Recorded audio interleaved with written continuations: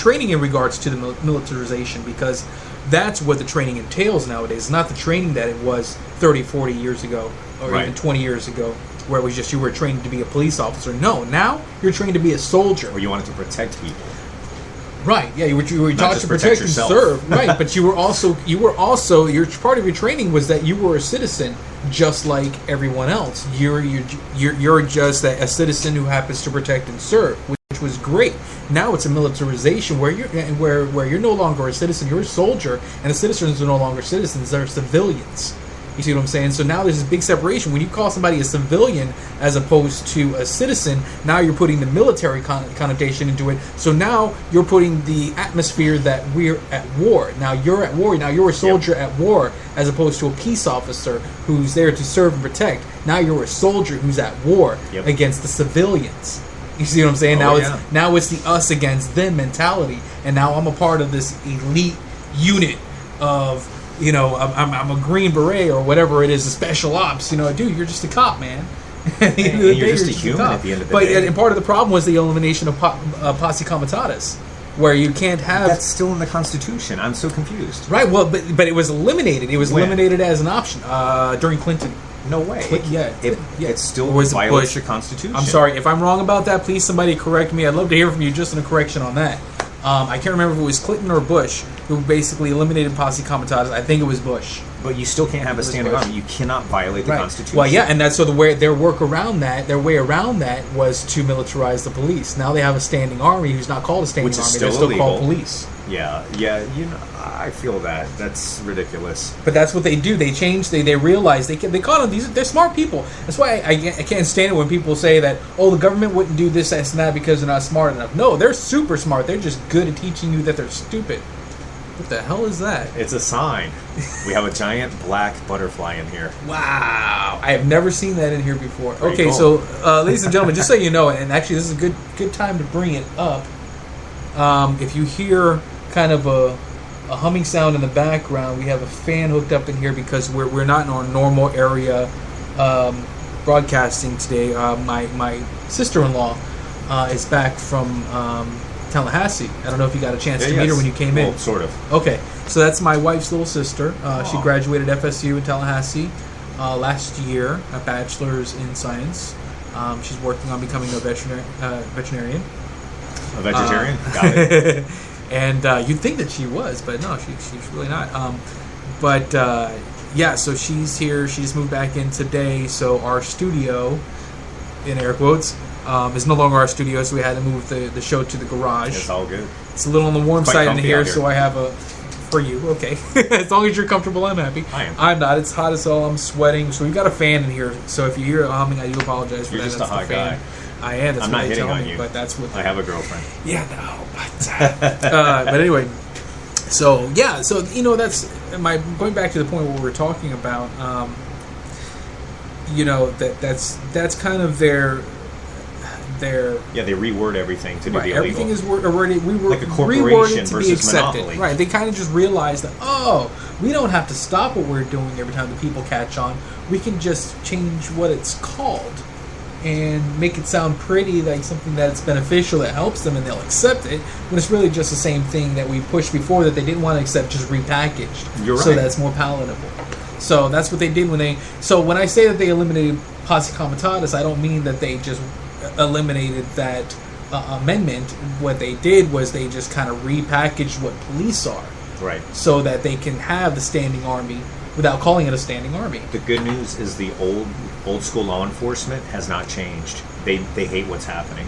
You do have your dirty Harrys out there, and actually some of the dirty Harrys are not bad people, and hopefully they're able to distinguish between a good person and a bad person. Right.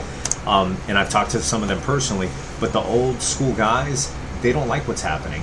And the same goes for the military.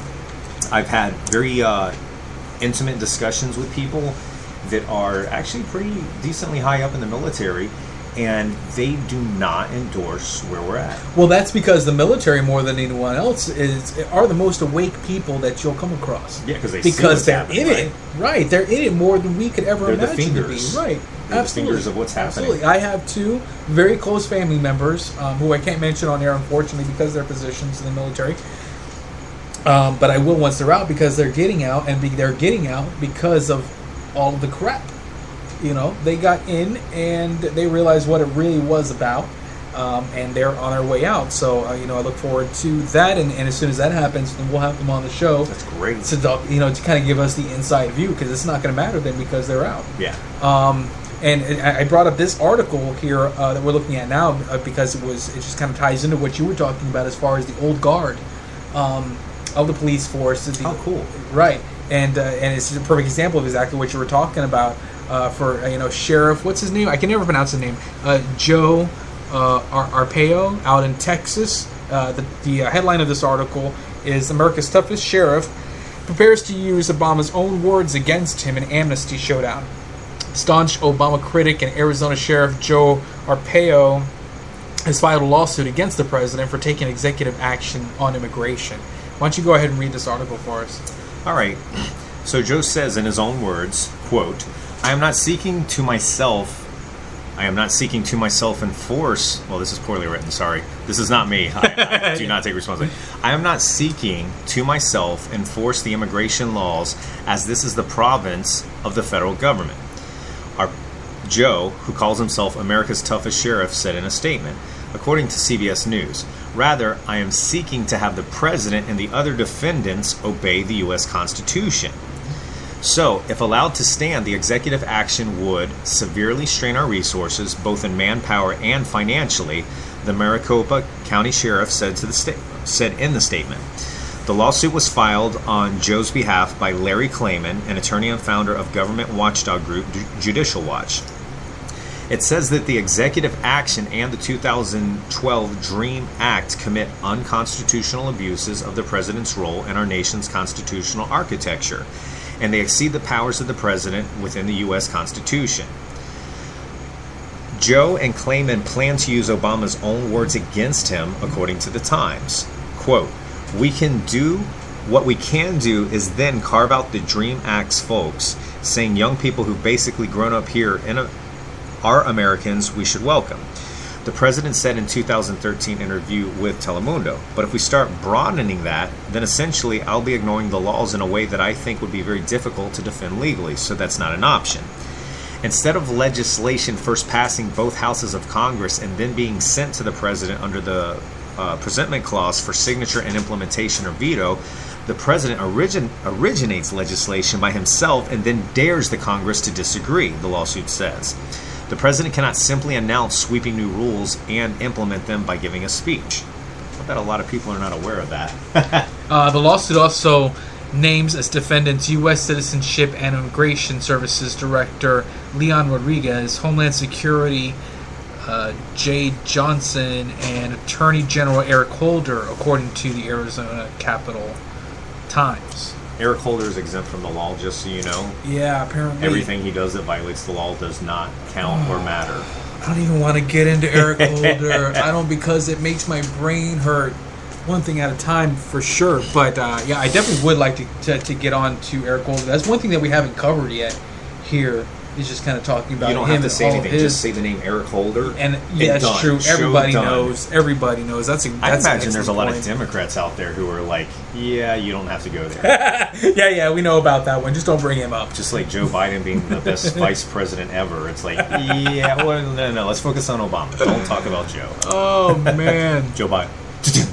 Joe Biden. Done. What else do you say? But yeah, that was, that's a great, Sheriff Joe, I really like him a lot. He's always been... I hope this is real. Like, I hope he's actually doing this. Oh yeah. No, he doesn't mess around. But the problem is that, unfortunately, the game is so rigged right now that a lot of what these people do, whether it's Sheriff Joe or senators or congressmen or whatever, that they do kind of... it's really more symbolic than anything else. Yeah. A lot of times it doesn't really gain any traction. It doesn't go anywhere. You're right. And it fades into obscurity, unfortunately. But it's this kind of action, even still, a lot of people look at that and they're like, it's just symbolic. It's not going to go anywhere. It's just same old blah, blah, blah. So, and they don't pay attention to it. These type of things, I think, should motivate people. I think it should inspire you, even if it's just symbolic. Even first of all, symbolism is powerful. There's a reason why symbolism exists in the first place. Right. Historically, it's always had power. Granted, it only has as much power as you give to it. Right. But it does have power, regardless. That power does exist to some degree. The more power you give to it, the greater the power, obviously. But that's neither here nor there. The point is that it's there, and if you allow it to inspire you, if you believe in the principles that it's up against, then it gives the movement momentum. You know what I mean? Yeah, you're right. So, even if it's just symbolic, it's not really going anywhere. It doesn't matter. It's those type of things that inspire. It should be spread. The information about it should be spread, carried forward, to inspire the new generations of You know what would individuals. inspire me is if Congress and everybody in a high government office that is a servant of the people would forfeit their salary to fund any bill that creates taxation. Well, now you're just talking fantasy. No. I'm being very serious. That 100% of their income would go to that bill because they believe in it and they know that it's going to better America. Right. And I don't think it's far-fetched that if every American held them to that standard that it would happen. It's very probable. Yeah. No, it would be a beautiful thing. I don't think that it would ever happen. But again, it could be another situation. Yeah, but it would be another situation that if it was at least set in motion, even symbolically, would inspire others to follow suit, and eventually it would be something. Countries. Sure. Wherever they hold the politicians accountable, which I can't remember the country offhand, but they held their politicians accountable, dethroned them, and the taxes and all the money and all the debt that they incurred is now placed upon those people specifically and not upon the nation. And I think that's a great thing. And if we held our politicians to that same standard, that everything would be all right. You would see the next wave of politicians being very cautious about what they pass, because then they would be accountable for their actions. Right. Where we're at now, nobody's accountable for their actions. Right, absolutely. And I think that that's why it's important to continue down the path that we're obviously on, as far as promoting libertarianism and pushing for a libertarian government. I believe that the current momentum and the trajectory that we're heading in has nowhere to go but up. So far, it's only going up. And there's no reason to believe that it would go any other direction, considering the awakening of especially mostly young people in American society today.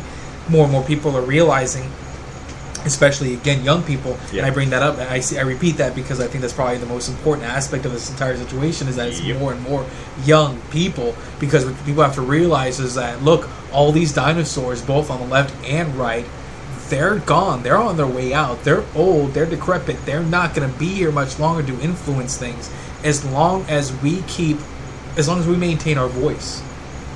Right now, more than ever, I was just saying this before you came in, the young people are realizing more and more every day that we have a voice. And not only that, but you make an interesting point bringing up the young people. I spoke to a young man, and he's probably maybe 20, and very computer savvy.